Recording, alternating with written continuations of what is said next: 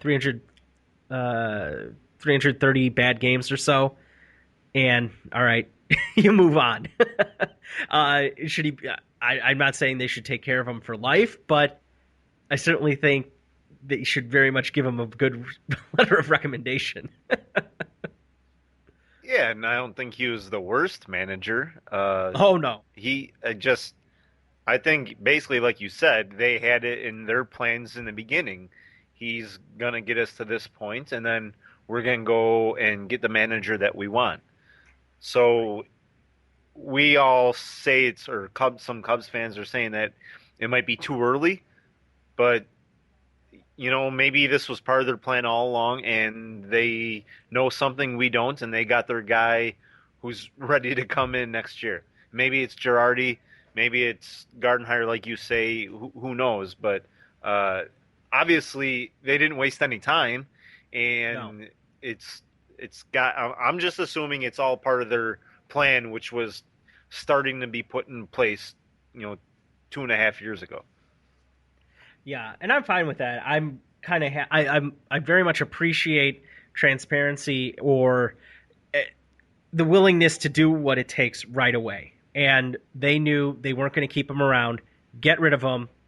Get your next problem. Next thing on the docket. Next line item. What is it? Go after it. Focus your attention on that.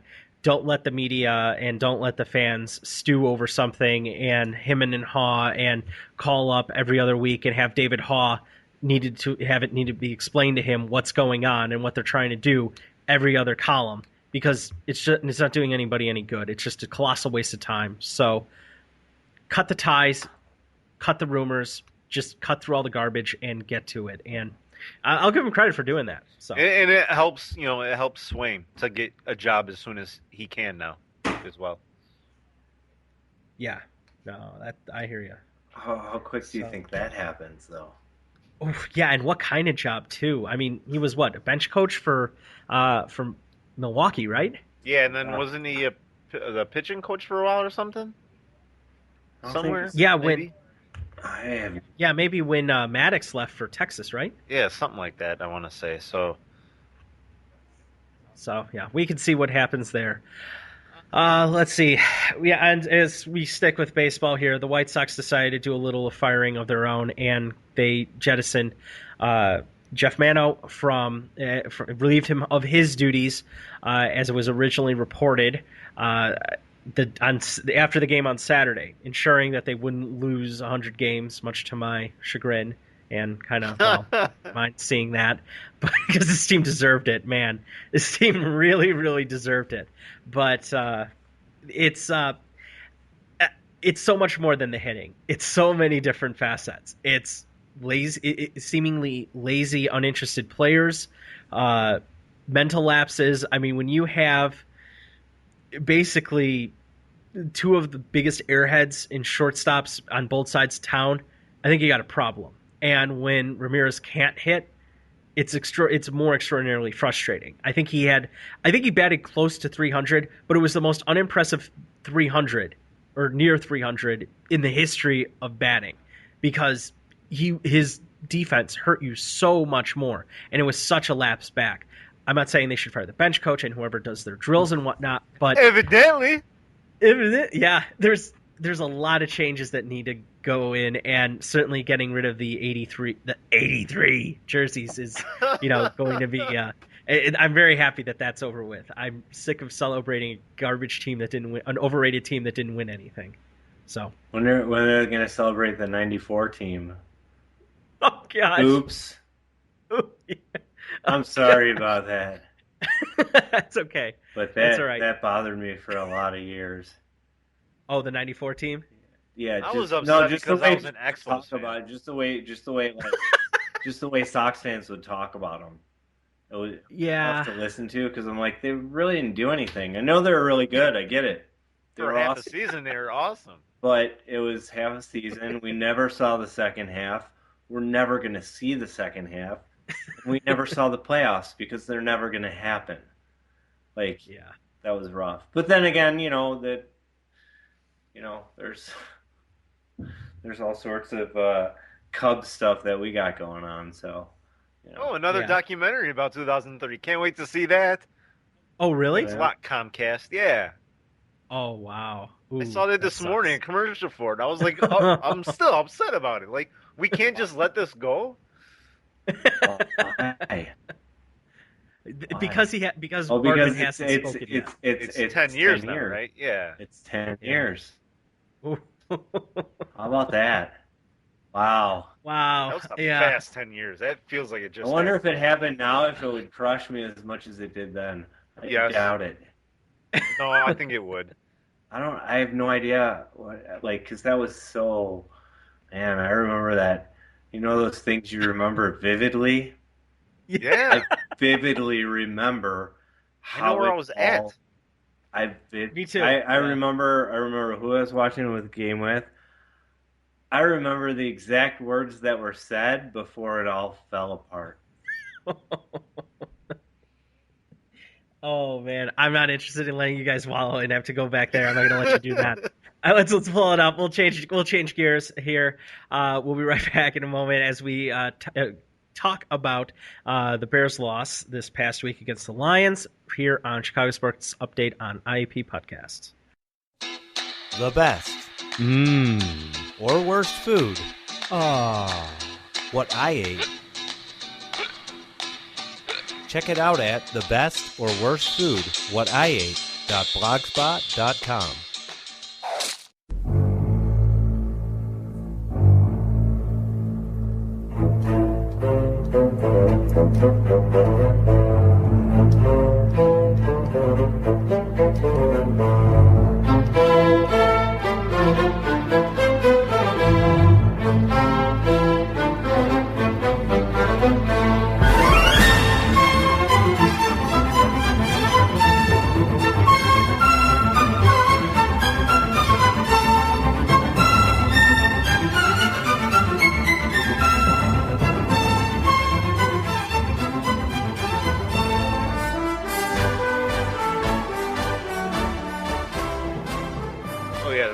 That'll make us feel better.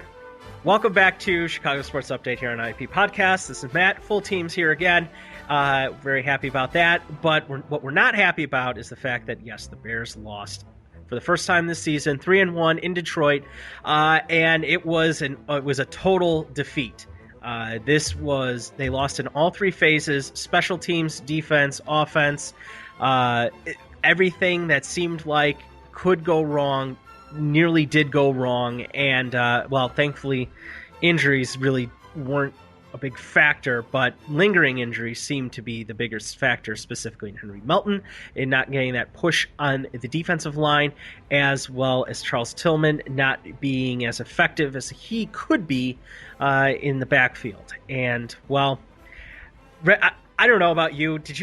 I hated listening to Tom Brenneman just have the sack of Detroit in his mouth. I just did not enjoy listening to that. Well, I guess I didn't really notice it because, I mean, he's probably nothing that wasn't true at the moment. Detroit did look really bad or really good, or was it the Bears just looked really bad? And I just think if there were a fourth and a fifth and a sixth phase of the game, the Bears would have lost that too. If it was one thing the Bears do really well, it's looking bad. Like, no one looks as bad as they do when they're bad. Yeah, that second quarter was not an NFL game. I didn't see the coin flip, but I would put money on the fact that the Bears lost that too.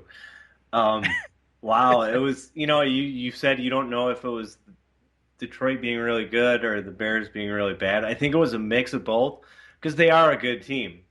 Stafford was not good though. Stafford was just as bad as Jay Cutler was. They didn't necessarily play an all-around good game. Their defense played really well, but then at the same time, the Bears' offense was just, God, that was rough.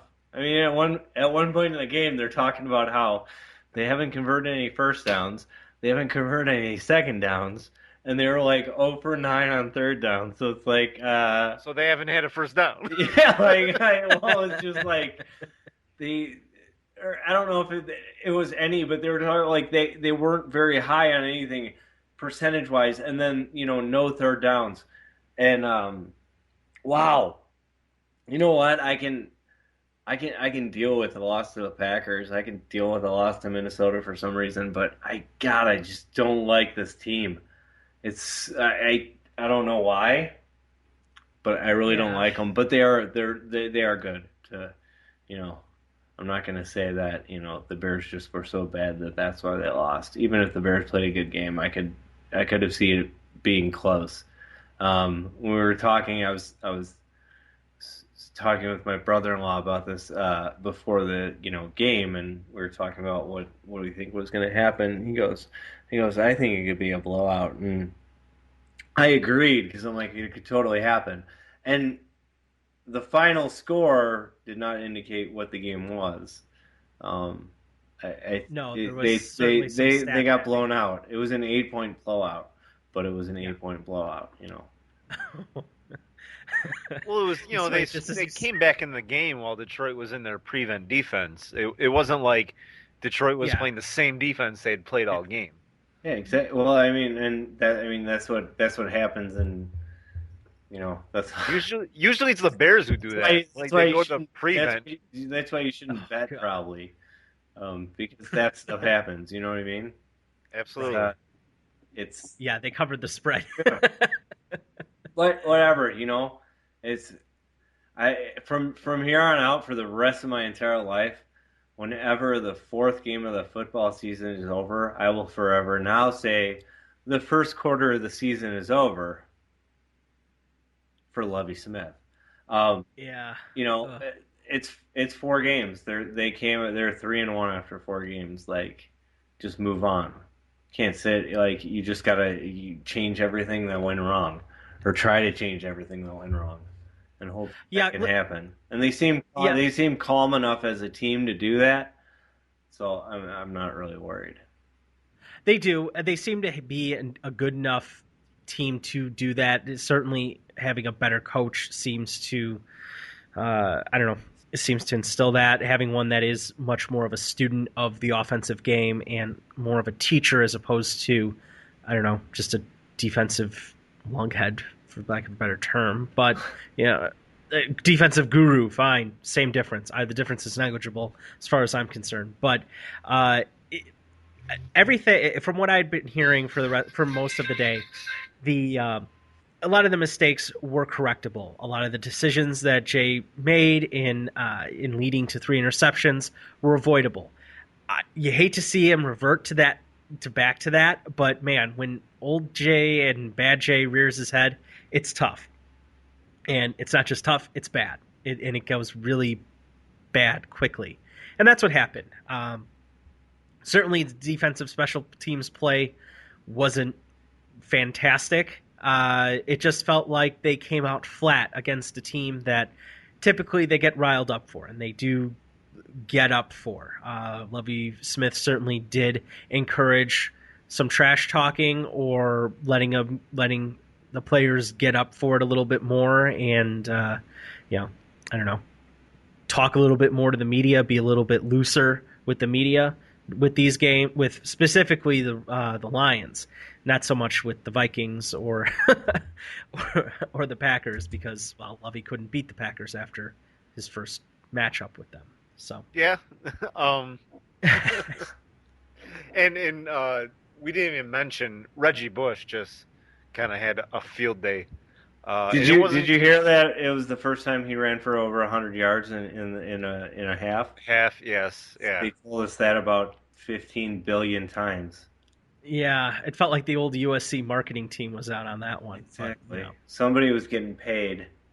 and technically he didn't win the Heisman. Wait, so where was Pete Carroll at? Oh yeah, he was coaching that pro team in California. Oh yeah. Yeah, LA's real pro team. Yeah, there you go. They get paid. Come on, they're pros. So we look forward to the rest. Well, to week 5, shake that off.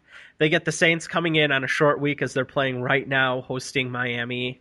2-3-0 teams going at it. Brandon, I know you're a Dolphins fan.